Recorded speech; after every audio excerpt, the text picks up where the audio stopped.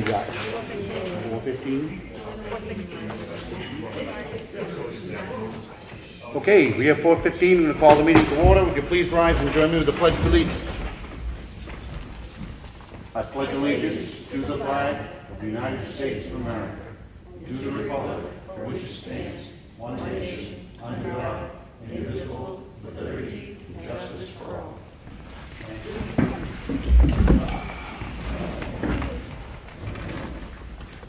Roll call. Sam Martin? Here. Martha Eldridge? Here. And Rick Morgan's here.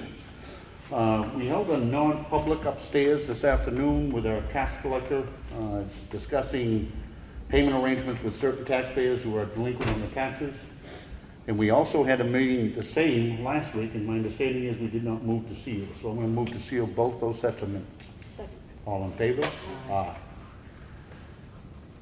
Public input. John? Yeah. My name's John Laganis.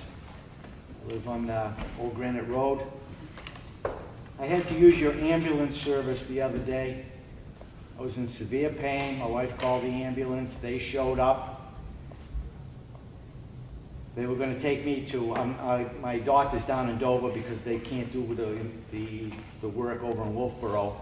They wouldn't ease the pain. They said it was too expensive to have a medic on board, or whatever you want to call it, to ease the pain so that they could transport me. They would have transported me to Dover or to Wolfboro, but without any pain medication whatsoever. They couldn't even get a needle in my arm because I was in such, they just couldn't do it. I was so spastic over it. That is inhumane. When you call an ambulance, anybody here, you expect to be treated. I don't know what the new rules are, but I'm not very satisfied. I wasn't very happy with that. Okay. I had to be transported to Wolfboro. They gave me a shot as soon as I got there. They called up the medic or whatever it was 4 times on the phone. Nobody picked up the phone to meet me halfway, to meet them half. Nothing. That is not right. That's inhumane to treat somebody like that. Anybody here, if they get broken leg or something like that, they show up and they say, oh, we can't take care of it, we can only transport you. Wrong. That's not right.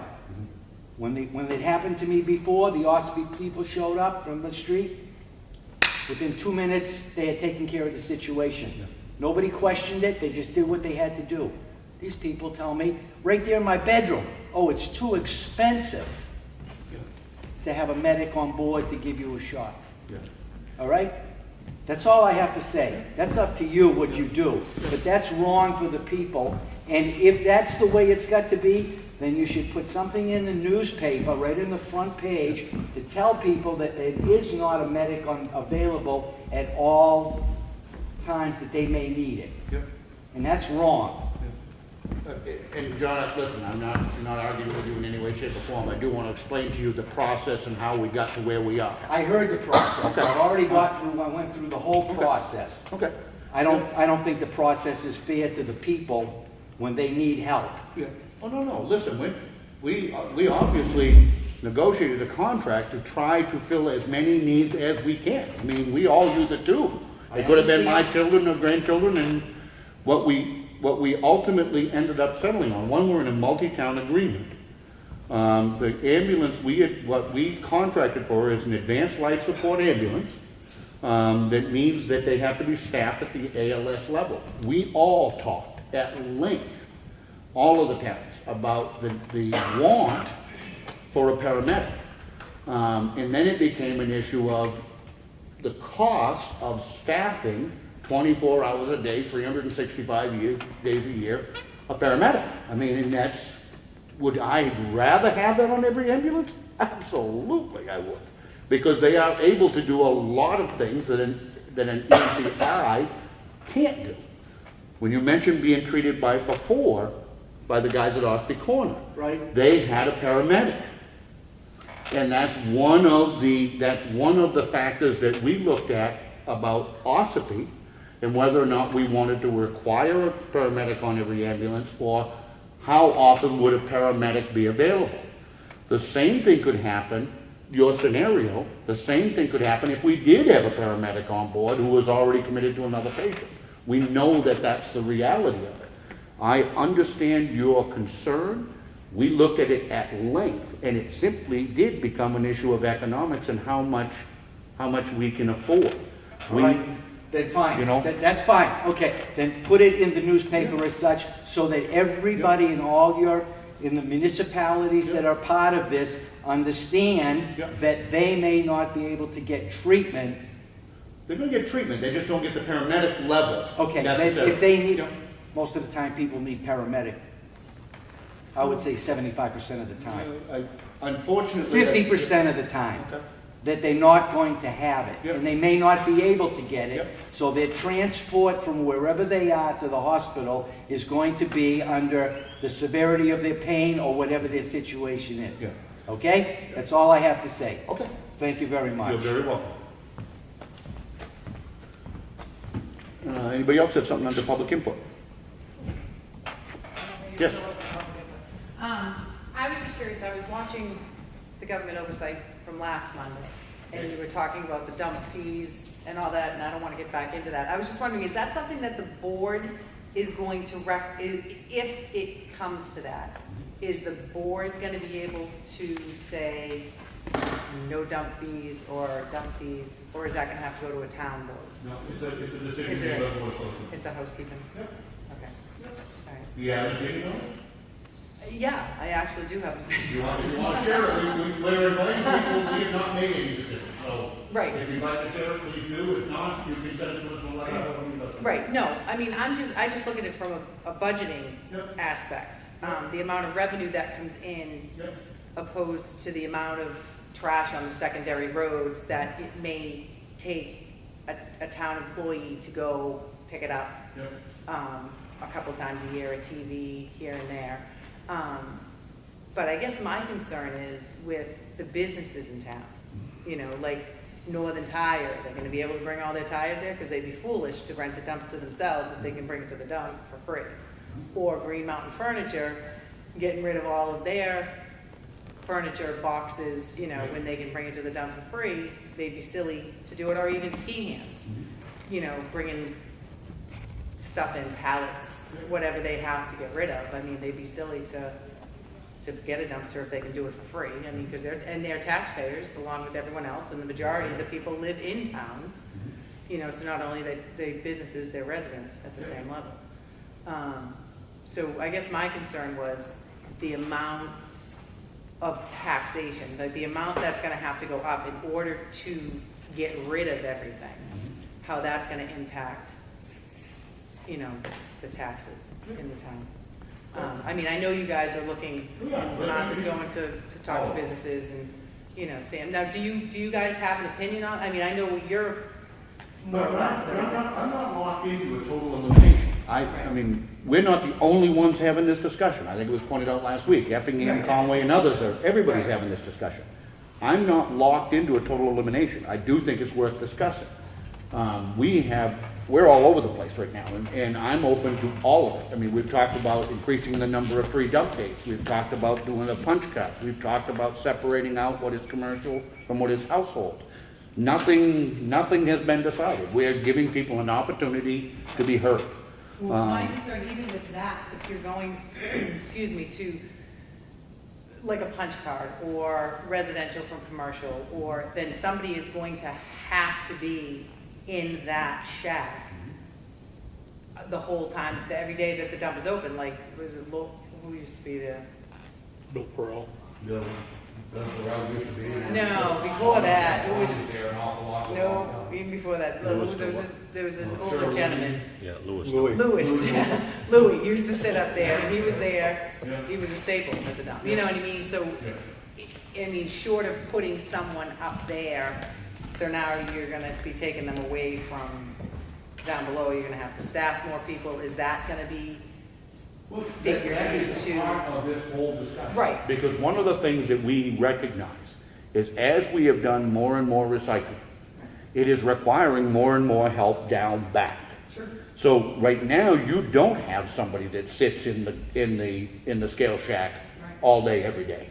They multitasking, and they may be down back, banding aluminum. Yeah.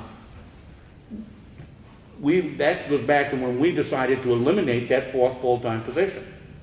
So we're now in the discussion portion of, do we put more help over there? Or do we look at trying to reduce some of the task of collecting fees so that they don't have to hire somebody? You see what I'm saying? It's all part of there's nothing scribed in stone. We've met and talked with Brad. We're taking comments, and then we'll try to make a best recommendation on what is overall best. Is this something that you guys plan to foresee, like, before the budget process? Oh, yeah. To get it done? I would hope so. And then, so are you gonna implement it prior to that and just say, this is what we decided, and now we need to figure out how we're gonna staff for it? I'm just saying from the budgeting aspect of it. For the budgeting aspect, if we decide to do nothing and have to add somebody, then absolutely that will be a part of next year's budget process. I mean, you know. But even if you decide to do away with the fees and then realize, well, now this is what we're gonna do, we're going to have someone in the shack, because we're gonna delineate the businesses from the residents, so someone's gonna have to be there. That may impact another employee for the incinerator dump, recycling center, whatever you wanna call it. Then that's gonna affect the budget in hiring Anything we someone. do now would have to be under the current budget. I mean, period. Right, We're well, not looking to add anybody at this No. juncture or anything But I like mean, that. but you can do away with dump fees, and that's not gonna really do anything to the budget this year, other than on the revenue aspect of it coming in. Right. But it's gonna affect next year's budget. What I'm saying is, if you guys decide as a board to implement no dump fees, let's just say that happens, it's not gonna affect the budget this year, but it's definitely gonna affect next year's budget because it's gonna affect the revenue coming in. If you're gonna have to separate the household from the business, you're gonna have someone at the shack. I think it's almost like putting the cart before the horse. Like, if you decide to do this before we figure out how it's gonna impact the budget, Oh, we'll know exactly how it will impact the budget before if we get to the point of making that decision. I mean, it will not have any effect whatsoever on their operating budget unless we decide to add people. Correct. Period. Will it affect the revenue? Absolutely. If we eliminate the fees, then the revenue will go down, which is an overall budgetary. But I can't imagine, I'm not gonna vote for it, and I can't imagine these two are going to, unless there's a belief that by eliminating that revenue, we'll avoid spending at least a like amount. It's not, I mean, I don't want the budget to go up, I don't want my taxes to go up, and I'm pretty sure they don't either. Right. So it needs to be a balanced argument of what we're looking to lose versus what it would cost us to continue to do what we're doing.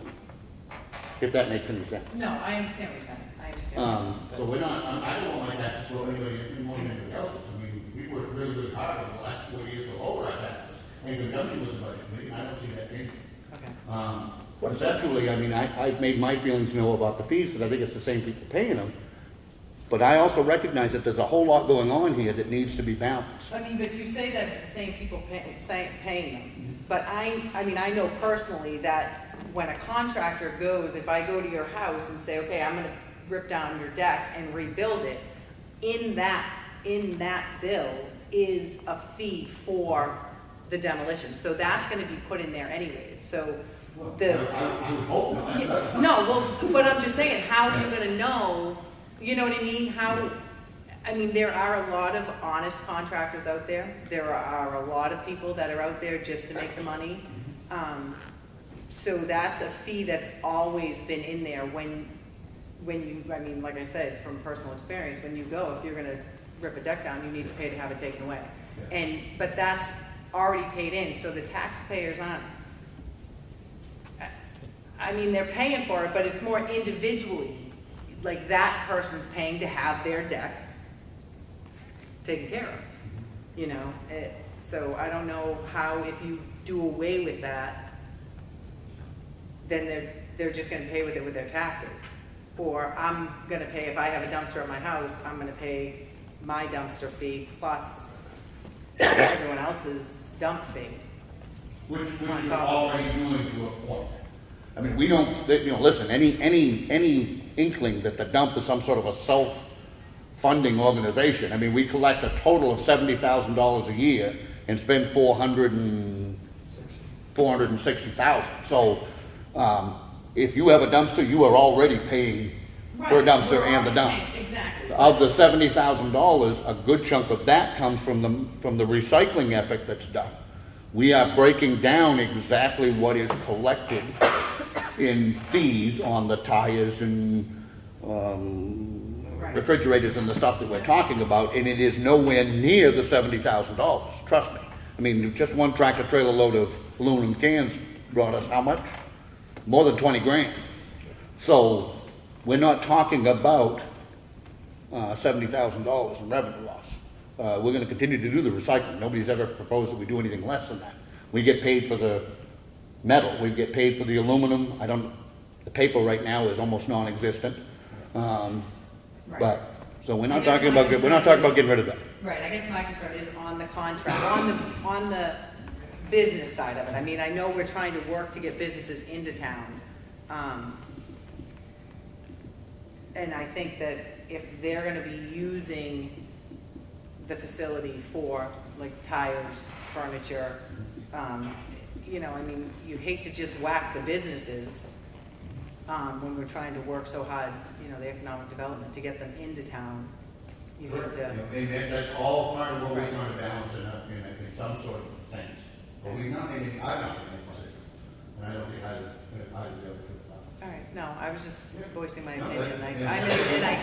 I just heard it in last week's meeting. I haven't really been able to make it to the meeting, so I don't know if any other people have come out to speak for it or against it, or, All right. Thank you. Thank you. We also need another public input? If not, we'll start into the red folder. We have the minutes of the Selectmen's meeting which occurred on Monday, May 14th. I make a motion, we accept them as printed. Second. All in favor? Aye. Yes, you will.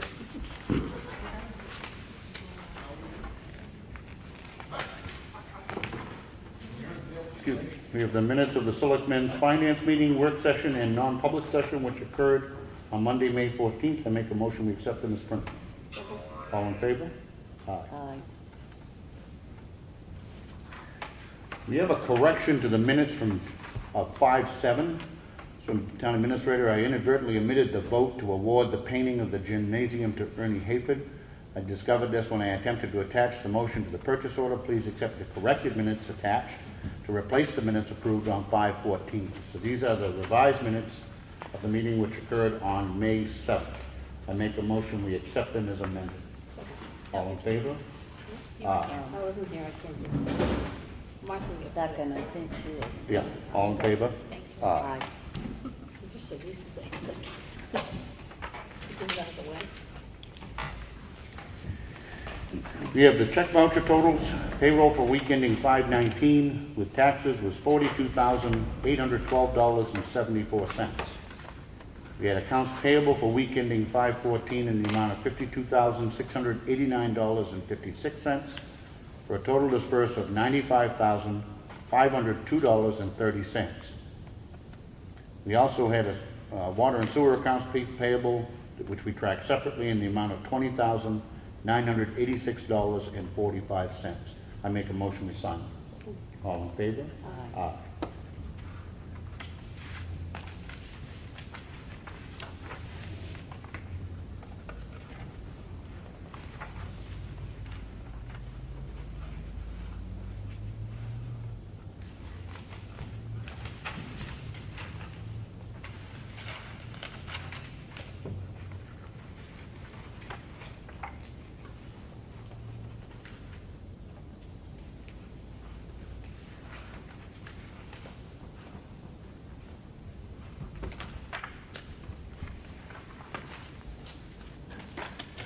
We have a payroll reimbursement request from the water and sewer in the amount of $3,733.54. I make a motion to sign. All in favor? Aye. Aye. During the work session, we met with the lady, and they've agreed, looked at her documentation, she'd also provided it to the town assessor. Evidently, the town of Ossipee, back in 2010, when we remapped the town, inadvertently merged two lots. It happened, and this is on 125 Foggs Ridge Road, it's map 275, lot 5.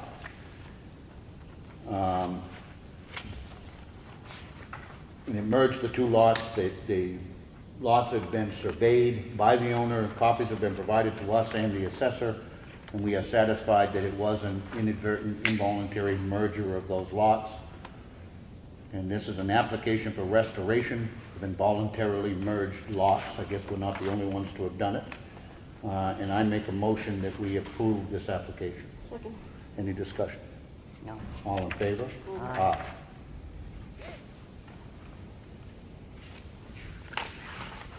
You know where we're supposed to sign this, Ms. Elmer?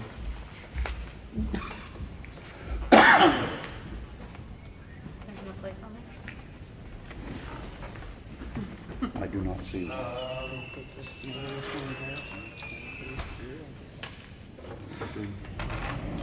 say just initial it and I'll attach the minutes. There you go.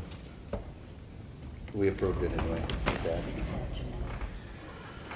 minutes. So to trustee of trust funds from the Water and Sewer Department, reimburse water and sewer capital reserve. Please issue a check to the Ossipee Water and Sewer Department in the amount of $41,376.23 for reimbursement of the following expenses. And there are 7 different invoices, and this is mostly regarding the replacement of the water meters, correct? I make a motion we sign. Second. All in favor? Aye. That's strictly on water. It is. You're asking for both water and sewer. No, well, it's from the Water and Sewer Department, and this is from the Water Capital Reserve Fund. Yep. We have a notice of intent to cut wood. This is on map 62, lot 6. It doesn't give the road.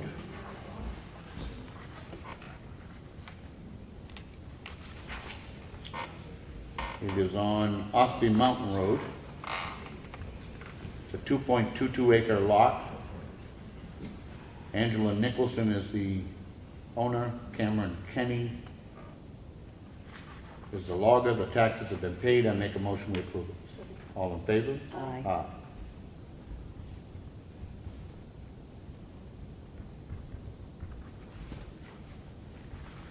We have several clerical abatements. First is on map 130, lot 12, sub 69. It's a camper that was registered. The town didn't receive a copy of the registration until after the tax bills went out. Results in a refund or abatement of $138. I make a motion we approve it. Second. All in favor? Aye. We have a request for clerical abatement. This is on map 16, lot 15, sub 32, also a camper. Camper was registered and the town didn't receive a copy of it. Results in a refund or abatement of $196. I make a motion we approve it. Second. All in favor? Aye.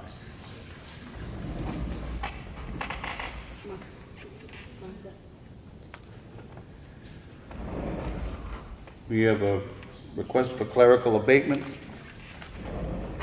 This is on map 278, lot 4. Our assessor incorrectly merged land to Mr. Babson's property by accident. We will be sending him a supplemental warrant with a corrected amount to fix this error. It results in a refund or abatement of $1,354. I make a motion we approve it. Second. All in favor? Aye.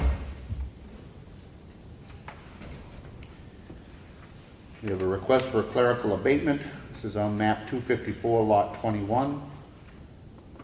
It's New Hampshire Housing Finance Authority. When this property changed hands, it should have been made exempt due to RSA 204C:49, and it was not.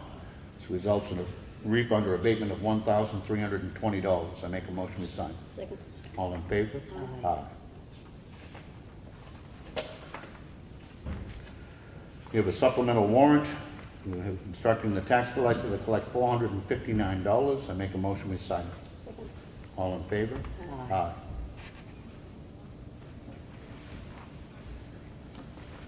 We have a request for clerical abatement. This is on map 239, lot 5.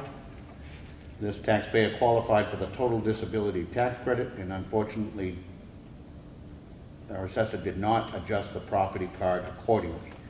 Results in a refund or abatement of $1,000. I make a motion we sign. Second. All in favor? Aye.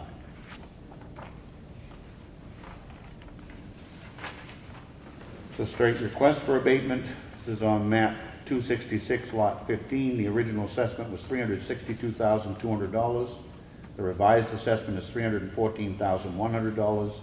A difference of $48,100 results in a refund of $1,046.18. Our assessor recommends that we grant this abatement, did a complete inspection with the property owner and have adjusted the building quality accordingly. I adjusted for the cost to cure the roof and windows, estimated to be roughly $50,000. I make a motion we approve it. Second. All in favor? Aye. We have a request for clerical abatement. This is map 104, lot 14, sub 012. The camper, again, that was registered, we didn't receive a copy of. Results in a refund or abatement of $110. I make a motion we sign. Second. All in favor? Aye.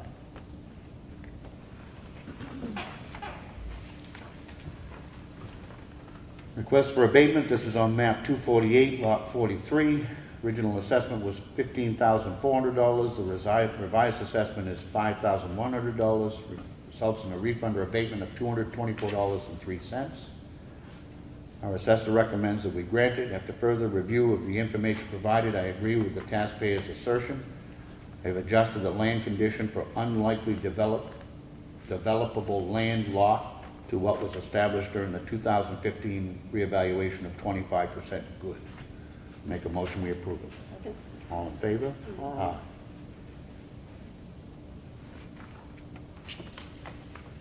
This is a request for abatement. This is on map 227, lot 21. The original assessment was $217,000. The revised assessment is $217,500. Recommends that we deny any abatement. The taxpayer indicated they have an appraisal done for mortgage financing that indicates a market value of $210,000. They have not provided a copy of the appraisal, so I'm not giving it any weight. I did do a site visit and agree that there is potential diminution of value associated with the abutting property.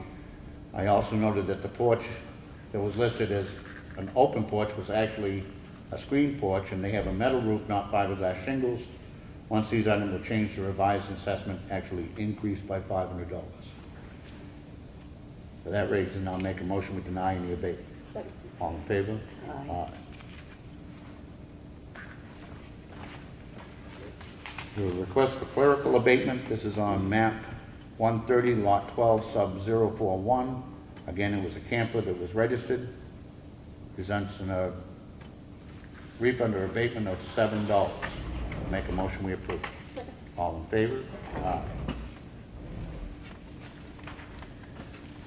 I think the last one, request for clerical abatement. This is on map 17, lot 1, sub C18. Again, a camper that was registered. Didn't receive a copy of the registration until after the tax bills went out. Results in a refund or abatement of $168. I make a motion we approve it. Second. All in favor? Aye.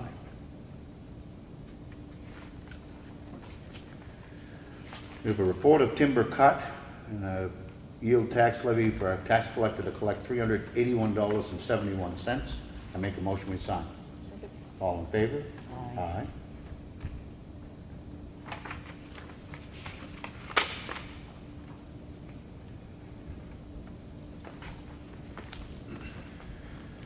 We have a report of timber cut and a tax levy for our tax collector to collect $602.48. I make a motion we sign.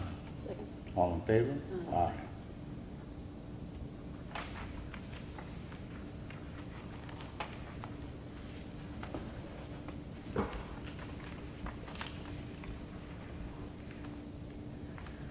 We have a report of timber cut and a levy for our tax collector to collect $1,724.94.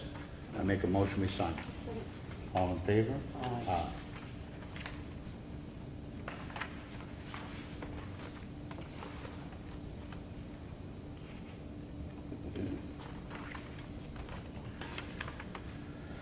We have a notice of intent to cut wood. This is on map 252, lot 21. It's on Walker Hill Road. It's a 2.7 acre lot.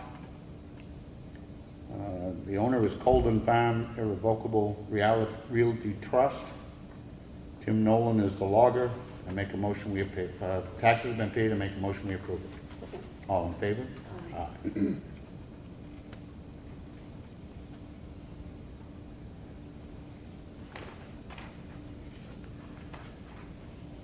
We have a form from our forest fire warden for them to be reimbursed for state warden training, which occurred on March 22nd and also on March 29th. Make a motion we sign. Second. All in favor? Aye. Aye.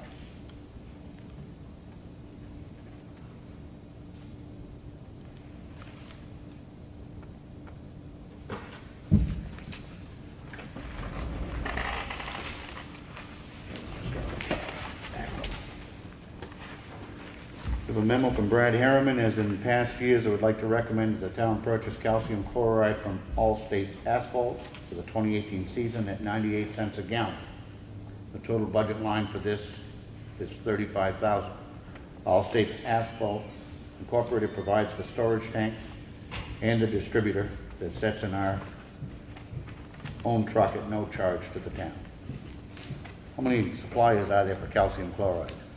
There's only two that I know of This is the one we have a relationship with. since I've been here, and actually they were coming here before I even came here, so.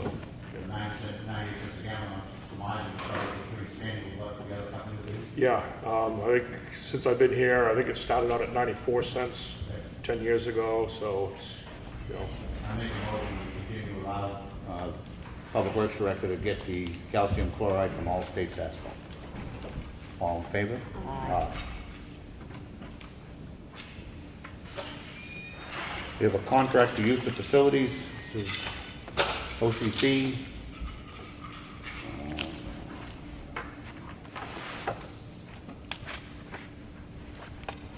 I'm not sure which building they want to use. Doesn't say.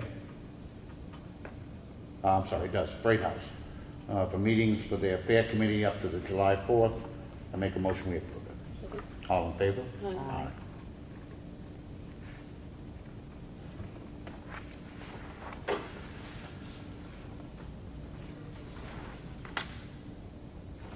We have a letter from the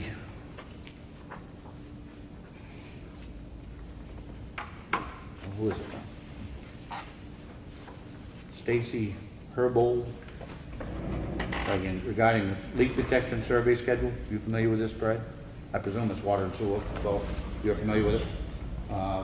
Then we're scheduled for 7:30, 2018, for leak detection. Yeah, again, yeah. Okay, this is the same one we did last year. Yep, this time it's gonna be the whole system, not just part of it. Okay. What kind of cost is associated with that? None. No. No, it's a survey grant, and it's not, we don't have to pay for it. We have the highway department work log, which is here if anybody'd like to look at it. We have the consent calendar from the Governor's Council, which is here. Some notice of decision from Planning Board. This is case number 18-1, subdivision, Maxfield Property Holdings, 1230 Route 16, was granted a final subdivision approval. We have notice of decision from the Planning Board. This is case number 18-2-SPR, Ossipee Mountain Estates Cooperative, was granted a final site plan review for a water system improvement. We have a letter which is titled Evidence of Community Support for Nonprofit Organizations, and it's regarding the White Horse Addiction Center looking, I think they're looking to pursue a grant through the USDA Rural Development. And they applicant will provide needed services to the community and he is not expected to have an adverse impact on other facilities providing similar services. And this is a letter to evidence community support. I have no problem with this, do you? Great. I make a motion that I sign this on behalf of the board. Second. All in favor? Aye. We have and it's just a copy, and it's from the New Hampshire Employment Security, and it's about all of the census data for the town of Ossipee. It has a tremendous amount of information in here, if anybody would like to look at it, on population, income levels, unemployment rates, the labor force for the town. There's a lot of information which is here if anybody'd It's on like the to look at website. it. It is on the website as well, on the town website as well. We have the updated water and sewer department rules and regulations which have been prepared. I make a motion that we approve them. Second. All in favor? Aye.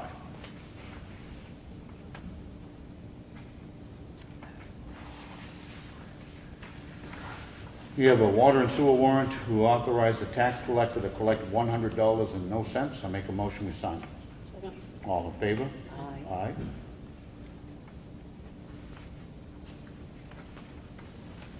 We have a water and sewer warrant instructing the tax collector to collect $108.47. I make a motion we sign. Second. All in favor? Aye.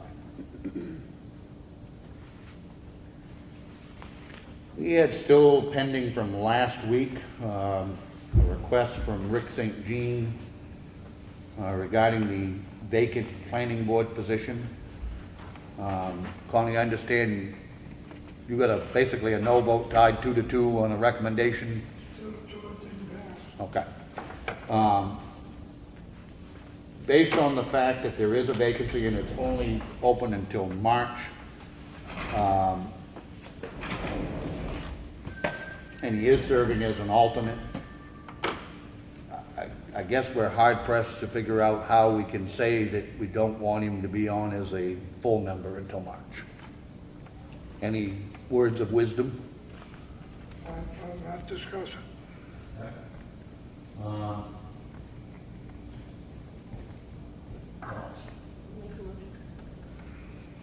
I make a motion to approve Rick St. Jean to serve on the planning board until March of 2019. So full voting member. Second. All in favor? Aye.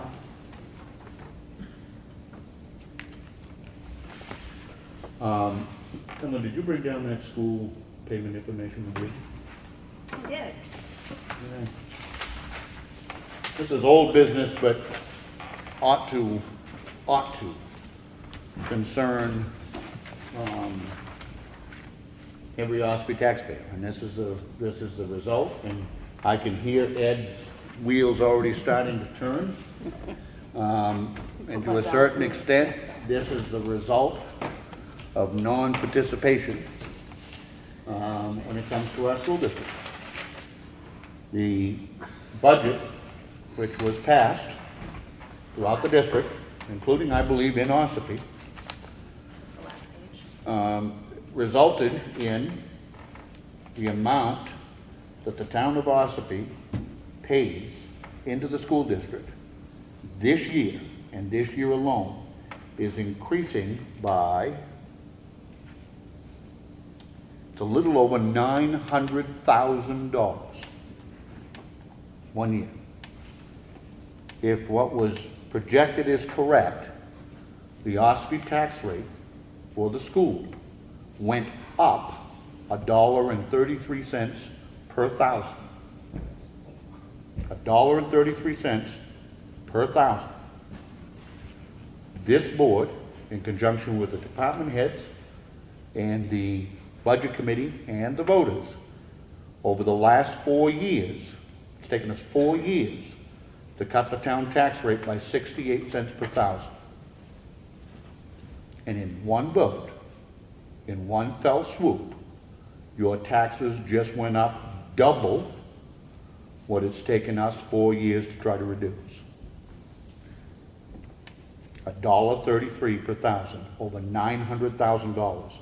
We have one school payment alone, one payment in the month of July. For the one month is a little over $1.5 million for 1 month. If that doesn't concern people, quite frankly, I don't understand. I am as guilty as anybody. I don't go to the meetings. I have not made my voice heard either. I'm not certainly looking down on anybody else. But that right there, I believe, is the result of non-participation of people, whether it's here or any of the other outlying towns. That's a lot of money. $900,000 increase this year. What percentage is that over last year's? Last year's school, I can get you the exact numbers, but the last year's school, I believe, was around $6 a thousand. So you're talking about it going from $6 to $7, almost $7.50. Percentage-wise. How much is, what's the percentage? Well, because I thought the RSA had a thing in there about the school boards, okay? You couldn't have more than 10% increase in a single year. I wish, but I don't think so. Ed, you want to jump in on that one? No, there's nothing to stop it. Yep. This is, listen, and I'm not, we have some great people on the school board who work really, really, really hard to provide, but this is, again, a part of the equation that we are a minor voice in a major school district. I will guarantee you that Wolfboro and Tuftonborough's tax rate did not increase by $1.33 per thousand. We can get those exact figures. But you are a minor voice in a major school district who happens to be partnering with some very, very property-rich towns. So they spread their tax burden over a lot bigger swath than the town of Ossipee does. $1.33 a thousand is a huge hit. I can't remember the last time Ossipee taxes went up that much at once. It ought to concern people. Enough said. Anything else under old business? Nothing? We also did have a very good meeting in our workshop with Brad Harriman and Billy, some guys from economic development, as well as some residents on the issue of sidewalks. Those plans are in fact coming together quite nicely. Brad, once you get that through, he's going back now to White Mountain Survey to finalize some things. And once we get that finalized, we ought to get one of the plans posted here in Town Hall for people to be able to see as well. So we are proceeding. The hope and the belief and the plan is that we will be constructing sidewalks here in the village before snow flies.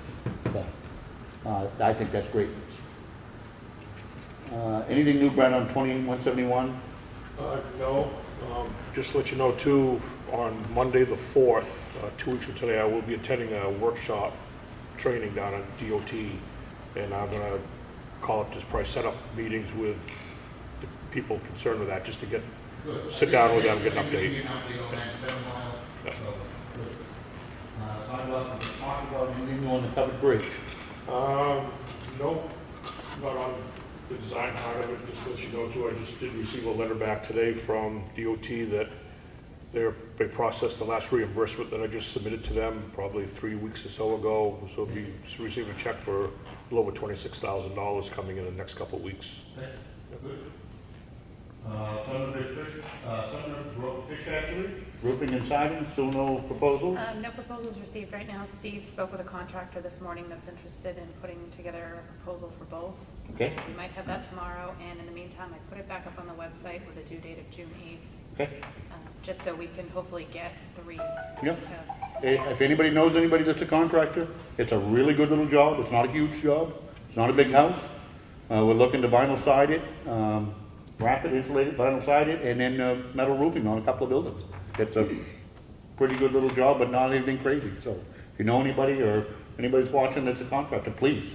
We'd like to keep it local. We'd rather hire somebody, from Ossipee. It's Ossipee money, but we'll do what we can. We're gonna have some proposals. Brad, anything new on the White Pond ramp? No, nothing new there. And the transfer station fees, we've already discussed some, unless somebody wants to add something to it. Anything else, Brad, under old business? Just Just let you know, they did finish, all the paving is done on Chickville Road. I don't know if everyone's driven over that lately, that came out very nice. They've done Circuit Road also, and they'll be back by the end of this week to finish up over on Granite Road. So all our paving will be done by the end of this month here, really, this year, so, you know, I'm in the process. Yes. Other than, we have to have the PD out there running radar, because that thing is some kind of smooth. But what a beautiful road now. I reached out to striping companies right now, second pricing on that, getting stripes down, so. Yep, and we are doing both the center and the fog lines, correct? Good. Okay, good. Anything else under old business? Nope. The other thing on those guardrails that the guys have been building, those are not only functional, but aesthetically very, very nice. Yeah, they do a very good job. So much better than the metal cookie cutter things you see everywhere. Yeah, yeah. They really do a nice job. They look nice. They fit in with the area a little bit better than the steel ones. They certainly do. And That's on, I think Yeah. they look really nice. Oh, the guys do a good job. New business, Nothing. other than what we just discussed with the school. Public input, again, anybody? Ash? Just after hearing the tax rate and everything with the school, has anyone ever discussed the idea of Ossipee having its own high school that incorporates a couple smaller towns in the area? I can tell you that I was one of the signatures on a petition that explored that very thing going back now 15, 18 years ago maybe. There is a very, very prolonged and defined by statute process to withdraw. I think, and don't hold me to this, it was before they built the new school here. Because right now, all of the assets, including this school, are owned by the Governor Wentworth School District. So there's a process by which you literally have to come out of it with your assets. And my belief is that once they actually built the new school here, it probably is not cost effective to do it. There was a window before they built that school when I think we could have done it, and it didn't get off the ground. It's a very, very prolonged process. I have believed for some time that it's worth pursuing, and I would like, if it ever did come to pass, my thoughts were that you try to get 4 or 5 more economically alike towns. And I still think it's worth, but it would take somebody with a lot of time and a lot of energy. It's a very, very involved process. It's happened. Moultonborough used to be a part of this district, and they withdrew. I mean, you're talking nearly a 20% increase over last year. I mean, if that were to sustain and remain a hockey stick or a natural curve, I mean, nothing ever goes down. And I think we've seen that history has dictated well that the school board, the school taxes don't go down. I mean, I think that's something you could look into the future and see the savings, or you look at it as a massive expense not worth doing, but you're staring that in the face. You know, if you go back, I'm a lover of especially Ossipee history. If you go back in our Ossipee history book 200 years ago, the school budget was $500 and people were up in arms. I mean, they were up in arms. Back then, $500 was probably equivalent to the several $million that we pay today. Education always has been and always will be one of the most expensive components of what government is involved with. Probably even nationally, it would probably come down to military, healthcare of some sort or another, and education as the big ticket items. I'm not suggesting malfeasance or anything on the part of our school board members. Again, they're very caring people who have tried and tried and tried. But we are a minor voice in a major school district. And the unfortunate truth of it is, as these budgets pass, the per thousand impact on towns like us and Effingham, and I'm sure Durham can't be too far different, Brookfield, the economic impact of the tax rate in those towns is significantly less than it is for Wolfboro and Tuftonboro, who simply by the fact that they're on Winnipesaukee are able to disperse that a lot farther. That has not changed, and it's never going to change. We are always going to be in this same scenario when it comes to those outlying towns and then Wolfboro and Tuftonboro. We're always going to be. It's not going to get better. One thing that would negate that, not negate it, but would slow the roll would be definitely increasing the businesses here in town, commercial tax base and all of that. But it's not gonna, there's no way it could ever outpace the rates that you're talking about. And how many students go to Kingswood from Ossipee? How many? I don't have that. We can get it. I would love to know that. We can get it, and then that, by simply dividing, doing the math, you get a per student cost. And I think it will shock some people. And why don't we get that information together for next Monday night? And while we're at it, I do want to give, no, it ain't going to be next Monday, the next meeting. I do want to give some kudos to Ed, because this is all a part of the very thing that he introduced legislation on this last fall, which is to change the funding formula.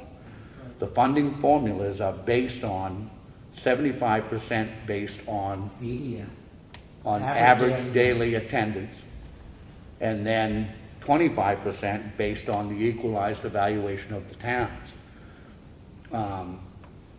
It's going to be an uphill fight, because those property-rich towns are not going to willingly and likingly change that. But that's one of the things that is a result of Ed's legislation this year. Did it end up going to study, or did it just get killed?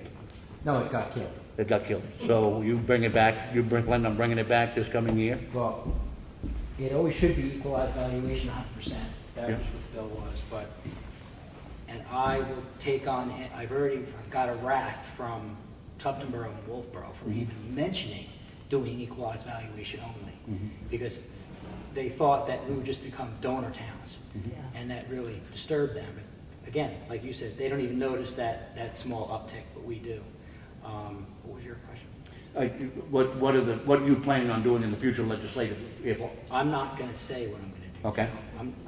First, I opened it up. Yep. But from now on, it's going to be, it's going to be carefully planned. Okay. Don't take off the table removing yourself from the SAU. I agree. Because the other towns are also thinking about it. Nobody goes to the meetings again. You got to go. I mean, just to at least know, they have to know you're worried about it and that you're concerned. So you got to show and tell them. Because I'm not quite sure how the budget process works there. Apparently, they have a committee that works on the budget, that removes itself and goes off, works on the budget, and then comes back. I don't know how that actually works, and I have never been in the room to record it or anything, so I don't know what happens. And apparently, no one ever watches it, so maybe that's the reason why it's out of control. I don't know. Ed, I have a question on this. How come the school board, we have representation on it, but there's no meetings ever held in Ossipee? Oh, yeah, there. Yes, they rotate around the district. Or do they? They go to Ossipee Central, they go to Tuftonboro Central, they go to Carpenter School in Wolfboro, and they go Maybe down that's to one of the New Hampshire. reasons, because I never knew that.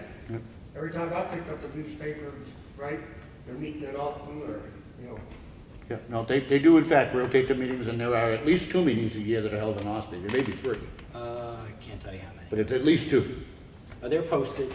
Yeah. They're good at that. They post correctly. Have we gotten the agreement? Doesn't the agenda get posted out? Yeah, we posted out The here. It's agenda. posted at the post office. I mean, the fact that towns can't even find their agreement, I mean, that's all our fault too. I mean, we should be looking at that agreement. But Kelly was gonna research it. I sent a request, by email last week.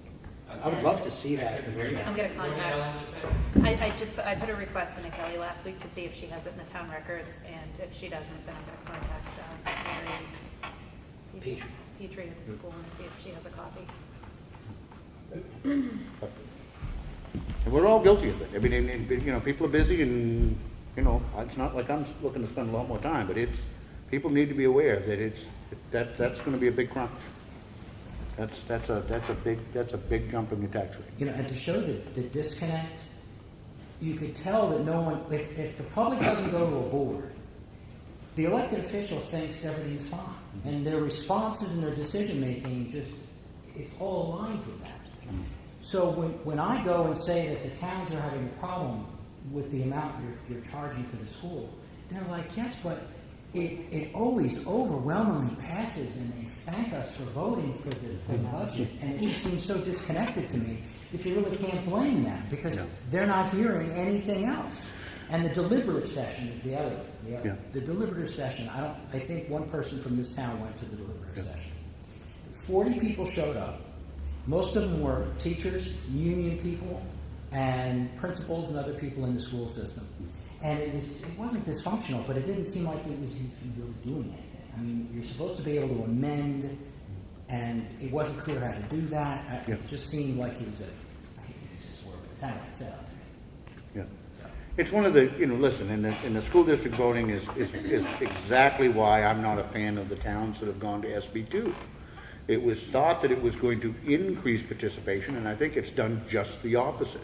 One of the things that we have discussed when it comes to the school budget, as a for instance, on the budget, many years, if they vote down the budget, the default budget was actually higher than what it was they were asking for once they do all of the fuzzy math, and I mean that is flat fuzzy math, that the statute allows them to automatically increase.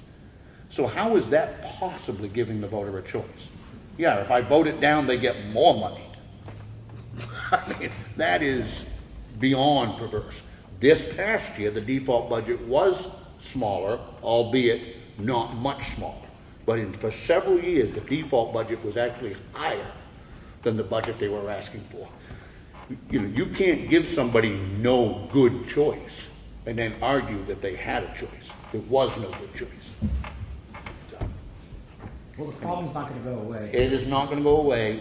As Ash pointed out, when you get into flat percentages, you can bet that if the budget goes up 4% next year, you're eating the 4% of this $1.33 increase as a part of that pie. It's not going to go back to where it was. It will never go down. Not for Ossipee. We're creeping on what, 23,000 now, I think. Was that 20, 50, something like that? No, okay. Yeah, well, No, we're over 21, right? Yeah. we're at 21, yeah. So, yeah. Which comes into, from your standpoint, an economic development issue. We're competing against those towns around us, and how do you right now, you just actually lost ground in trying to convince a business to locate in Ossipee versus locating in Wolfboro or Tuftonboro. You just lost some ground in that argument. But we do collectively, and that's all of us, need to start to pay attention and participate and do something. It's The benefit we have here is Route 16. That's a giant asset those two towns don't have. That's fact. And we passed the tax incentives, Yes, you did. which some did. That'll help. So, anything else on the new business? I had just one thing. I did attend the meeting with Kingswood Guidance Office last week. Yes. For the scholarships. Yep. And I don't know how you guys feel, but if neither one of you want to present the awards, I can do it. I would love you to do it. I did it last year, I don't care. Do you want to do, I mean, if you want to do it. No, it's great. That's a great new job for you. Another night I You will wonder find where real I'll quick, you volunteer for something, you're gonna get it here. I make a motion that Martha be our presenter for the scholarships at the Kingswood Awards Ceremony. I second that. All in favor? Thank you very much. To fill in the blanks on what that last thing was about, though, Martha went over and met with the guidance counselors, and it's part of the decision-making process for the awarding of scholarships from the Life. the Life and Merit Scholarship. So we're part of that selection process, and then Martha will go over on behalf of the town now and present that at the award ceremony to those different, how many, 7 students? 7. 7? Good. Okay. Do we have anything else? I just want to make a prediction. Okay? Put this on camera, so see if I'm correct. Hold on. One of the reasons why I moved here is because we have no income tax and we have no sales tax. Well, I predict that if the wrong individuals get in the legislature, what they're going to do is they're not going to reduce your school taxes. They're going to try to find revenue somewhere else. And deem it to be a property tax relief bill. Yeah. And they're gonna push through income and sales tax. Maybe it won't be the, the starting off with 6% in Jersey and then moving up to 8%. It might start at 2%. But you should hear some of the bills that are sitting on somebody's desk that are looking to do that. You wanna take away the New Hampshire advantage, that's a way to do it. Yeah. The state will not cut itself. It just wants to keep expanding, and if it's like a starving machine, it wants to get more revenue somewhere. And that's how they're gonna fund this. We've gotta fund schools, we have to have an income tax now, because we're not bringing in enough revenue. So they don't wanna cut, they just wanna find more money somewhere, and that's coming out of your pocket. Fair food taxes already went up 1.5% last year. So that's my prediction. I am unfortunately going to agree with you. I'd love to put a different point on camera, but I think you're right. And government in general has never, ever looked at it as a spending problem. It's always a revenue problem. And I challenge the other boards. I challenge the precincts. I challenge the school district to do what it is we've been doing. We have made some really hard decisions. It's not easy to lower taxes. It really isn't. You're talking about providing really essential services. You're talking about a whole bunch of employees that depend on us for a paycheck. This board, and again, our system is living proof that it can be done.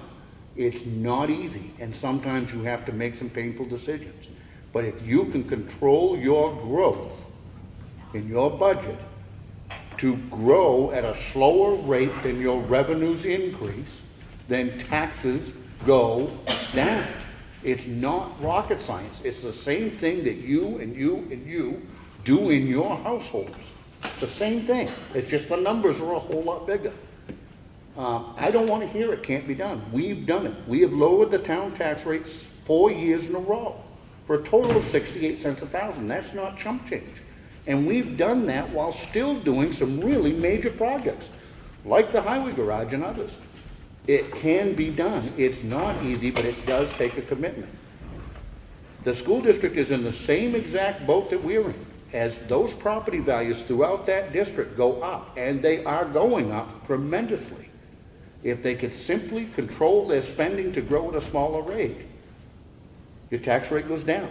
Nothing gets cheaper. I can't tell you the last time the town of Ossipee budget actually went down. Everything is more expensive for the town, the same way everything in your household is more expensive this year than it was last year. That's just the nature of the beast. But what we have successfully done is we have controlled our spending to grow at a slower rate than what the values are going up. It's not rocket science, and there's no reason, and I call on those other board members to start to take a real hard look at trying to control their spending to go on, to stay down below that growth in revenue. At some point, I don't think it's sustainable for the town of Ossipee to have very many tax increases like this one. That's significant. So. You also cannot ignore the performance of the school. I have on videotape when they presented the test scores. I don't even know what to say. I really don't. I would think with the amount of money that's being spent that you would get better test scores. Now, who knows what the reason is? Is it Common Core? Is it the fact that it's a useless experiment on our children? I don't know. But something's not working.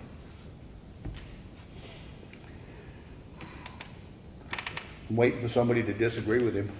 I already know it is, the SOLs. It's called Standards of Learning, which is a national thing.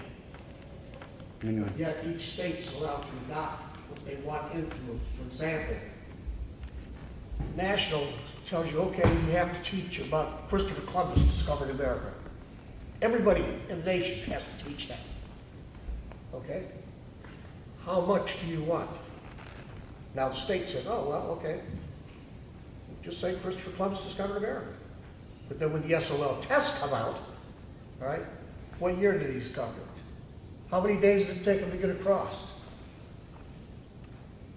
It's like you're dictated by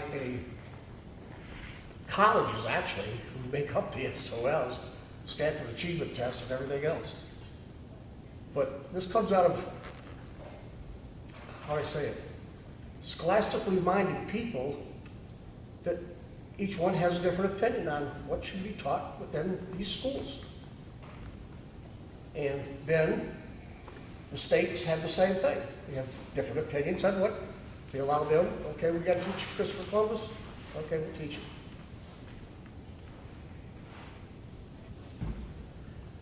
Do we have anything else? If not, I make a motion to adjourn. Second. All in favor? Aye. Thank you.